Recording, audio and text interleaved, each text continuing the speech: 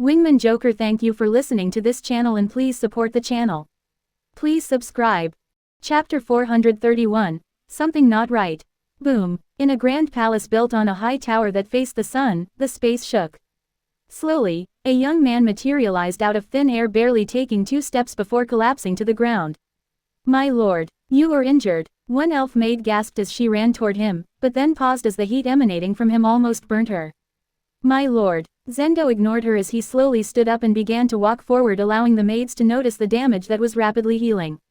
One of his hands was missing, his chest had a large hole in it and half of his face was ruined. In his other hand, he was dragging the head of a burnt elven horse. Call the Black Elder, he hissed. Let him meet me at the throne room with a soul extraction talisman, he said as with heavy steps he continued on his way. I don't know what those bastards are planning, but I will get to the bottom of this no matter what. He shouted to himself angrily. No one can escape the sun's wrath. No one. Ellipsis. This way please, the female doctor said as she guided Theodore, Alice, and Olaf through the busy hospital's corridors. 5 days ago, a young man was caught in the sea by a few fishermen.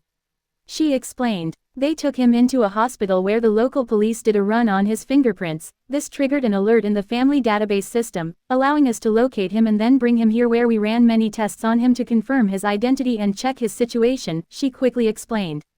Oh, how is he? Theodore asked while walking. They were now in one of the family's top regional hospitals. Other than a light head injury caused by a stupid fisherman hitting him because he thought he was a monster, he is in perfect physical condition, it is just that he seems to have suffered from some kind of mental trauma. She said professionally. What do you mean? Alice asked. Did her brother go crazy? I think it would be better to see for yourself, the doctor said as they finally reached one very secure ward. She knocked on the door of a certain room then entered without waiting for a reply. Inside, a young man in hospital pajamas was lying peacefully on bed, looking out of the window with a thoughtful expression. Victor. Alice couldn't control her emotions as she hurried toward his side and hugged him. She was worried sick about him after he jumped into that dungeon gate. Thank goodness you are fine. Theodore sighed in relief as he also stepped forward and took a look. That it was really Victor. Ah, excuse me, who are you? Victor asked, making both Alice and Theodore pause then frown. What do you mean? Alice asked as she let go of him with a frown. Did he just grope her butt? No, she must have been an accident, right? Ah, well, you are a fine lady and everything, but I don't know you, did we meet before? He asked with a frown. You don't remember me? Alice asked. Ah, should I? Victor frowned as if he was trying hard to remember. Sorry, I have been having some trouble with my memory lately, he explained in an apologetic voice. Ah, Alice frowned. I am your sister, really? Victor frowned. Ah, sorry, he paused as he held his head while trying to remember. Doctor, Theodore yelled, making the nervous doctor shiver a little. What's wrong with my son? He asked. As you may have noticed, he seems to be suffering from amnesia, she replied directly. An amnesia? What is this? Are we in some kind of a lousy romantic B-movie? Theodore asked. Why didn't you heal him? We did our best giving him every type of healing pill we have. We also asked a healer from the Medicine Valley to come here to check on him, but nothing worked. She said. Victor was an elite heir, he had the right for the best treatment. Oh, Theodore frowned. Son, what is the last thing you remember? He asked Victor. Ah, I don't know, I was in the water. There was also some very hot maid with big boobs that I was trying to court, Victor frowned. He clearly didn't remember. What? Alice frowned. What kind of dungeon was this? Maid mermaids. And since when did Victor have a preference for big boobs? None of his wives had any substantial advantage in that field. Could it be that this incident did something to his brain?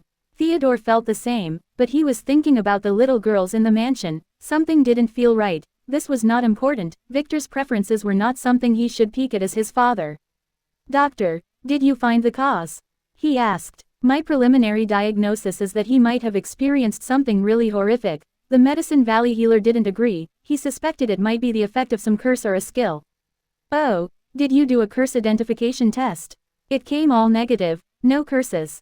But, what? When we compared his data to that in the family, we found an anomaly. What did you find? Theodore asked, wondering what his son encountered in that dungeon. It is about young Master Victor's level. Oh, well, it is natural for him to level up after all he went through, Theodore said with a wary smile. He always knew that his son hid his real level from the family. It seemed like the truth was about to come clear. That's not it, he is only at level 5, the doctor said. What? Theodore exclaimed, and so did Alice. How can that be? According to the Medicine Valley healer, he did hear of such a monster in the past. It had a skill that stole other people's levels. He also suspects that it might have something to do with his memory.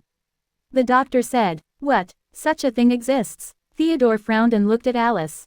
She shrugged. She never heard of anything like this either. I am not sure. That's what the healer said. The doctor clarified. Oh, where is that healer now?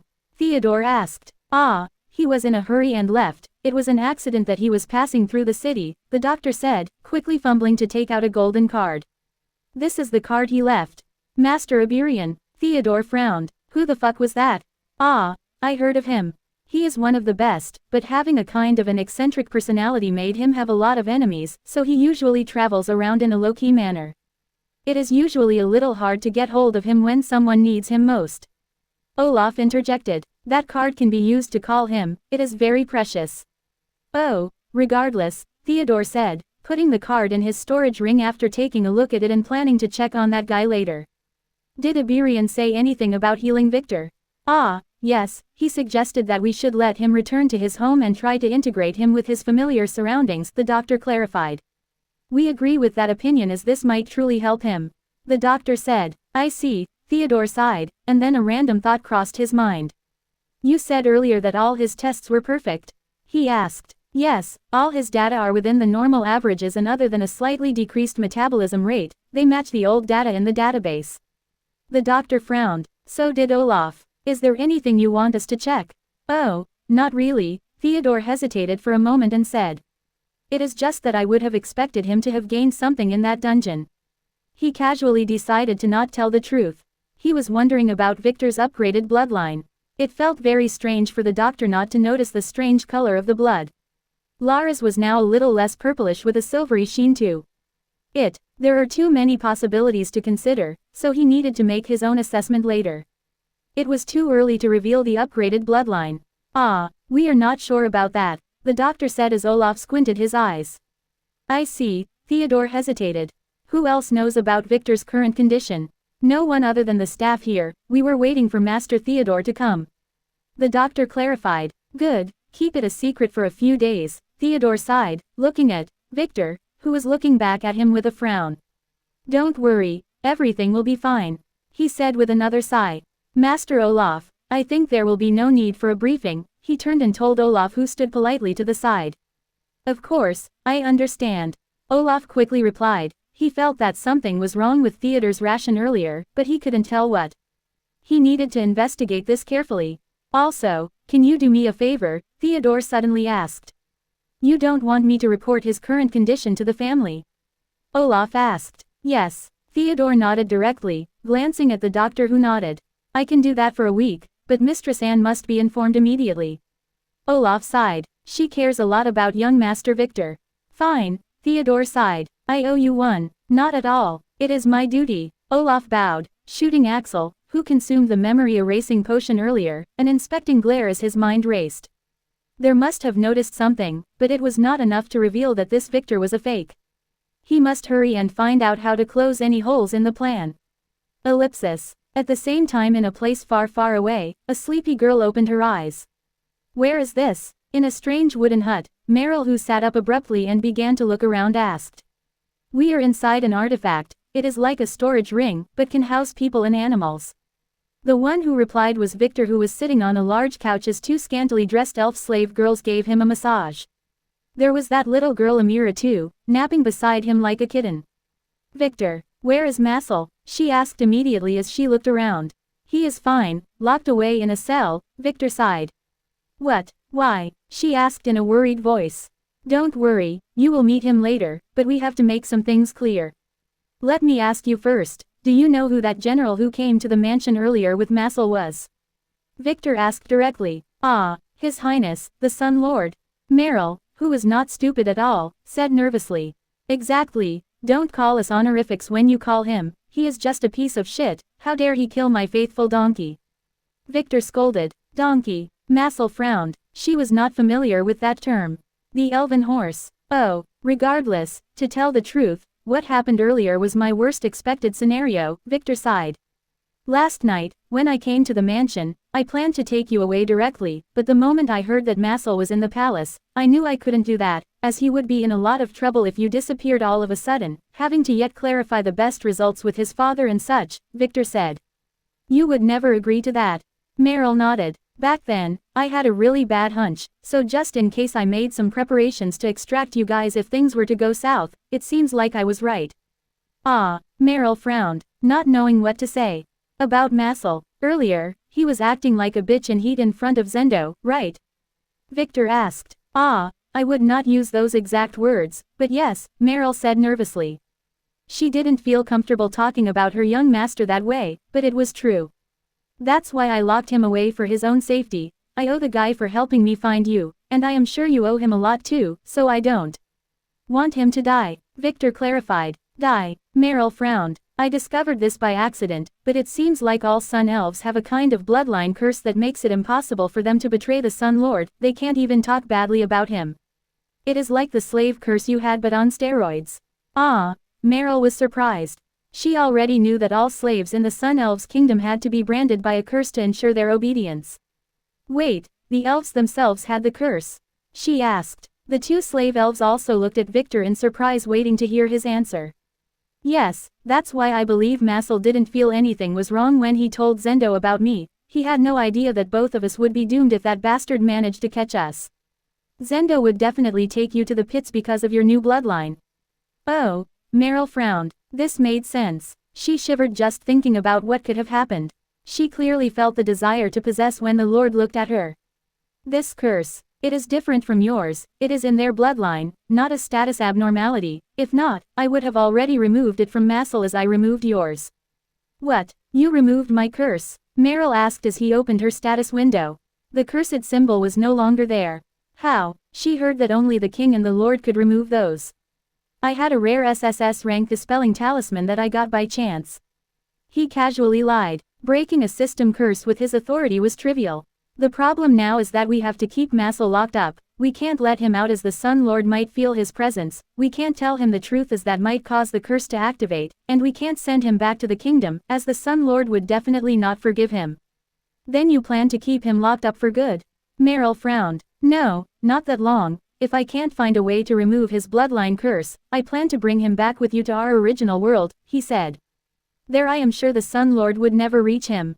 He stated, like he couldn't really use his slave effects across worlds, the Sun Lord would not be able to do a thing either, most likely.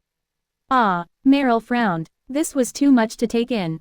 But there is a catch, Victor interrupted her thoughts. What? In our original world, our family is technically a kind of royalty, the world also has all kinds of rules about players, he said. So there, he will be the one who will have to act as your servant. He said with an evil smile. Ellipsis. Yet again, at the same time in Ring Cloud City.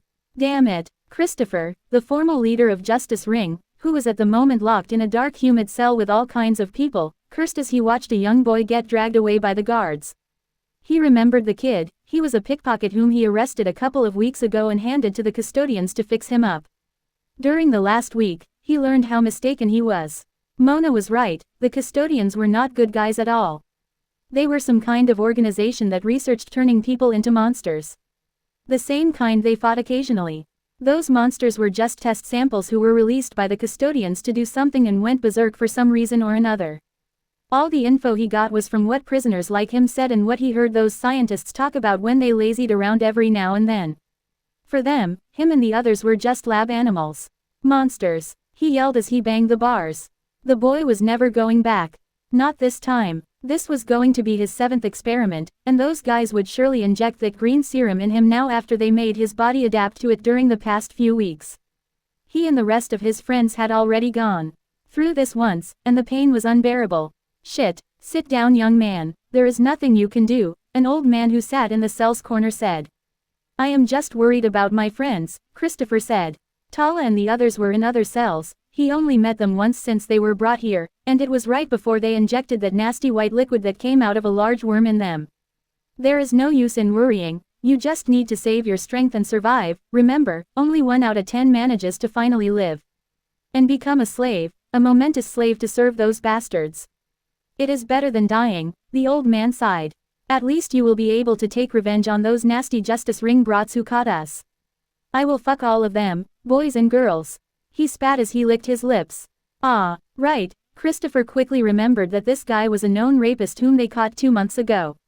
Damn it, bang, suddenly an explosion rang throughout the building. What is going on? Donald asked as all the guards wearing face masks began to run, and from vents in the cells, a bluish sleeping gas began to be pumped. This was a part of the security protocol here, he had already experienced it once when a monster broke free. Could it be? Bang, the ward's door flew open and 3 girls walked in. Thank God, they are here, someone said. Christopher was sure it was that bitch Mona, as he could recognize her voice easily as his former crush, but his eyes were just too heavy to look up as he collapsed to the dirty cell floor.